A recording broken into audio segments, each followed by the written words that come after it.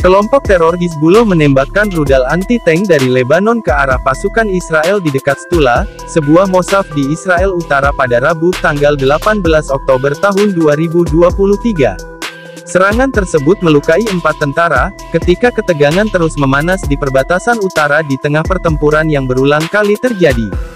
Pada Rabu malam, Hizbullah meluncurkan beberapa rudal lagi dan menyerang sejumlah pos militer Israel di sepanjang perbatasan dengan tembakan.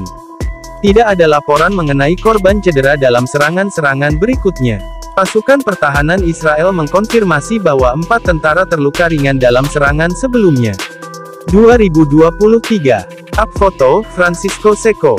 Kelompok teror Hizbullah menembakkan rudal anti-tank dari Lebanon ke arah pasukan Israel di dekat Stula, sebuah mosaf di Israel Utara pada Rabu pagi, melukai 4 tentara, ketika ketegangan terus memanas di perbatasan utara di tengah pertempuran yang berulang kali terjadi.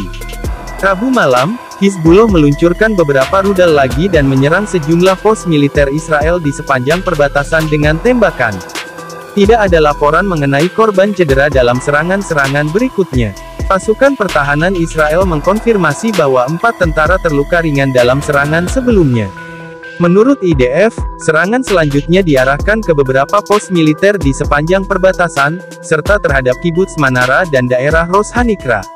IDF mengatakan bahwa mereka telah merespons dengan tembakan artileri ke sumber tembakan rudal dan tembakan di Lebanon Selatan, dan melakukan serangan terhadap situs Hizbullah.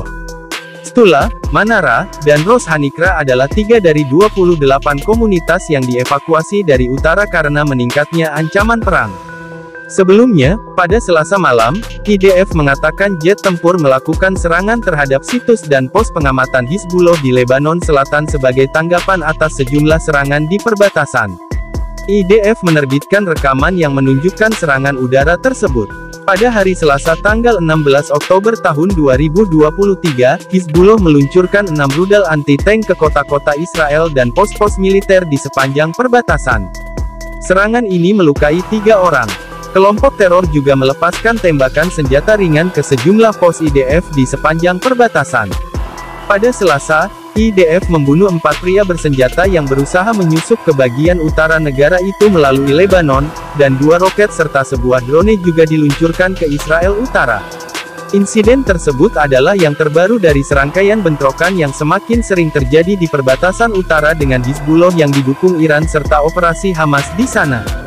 Serangan balasan masih terbatas cakupannya, di tengah ancaman dari Israel bahwa Lebanon akan menderita jika Hizbullah meningkatkan serangannya. Secara total, setidaknya 5 tentara Israel, 11 orang Hizbullah, dan 5 orang Palestina tewas dalam baku tembak tersebut.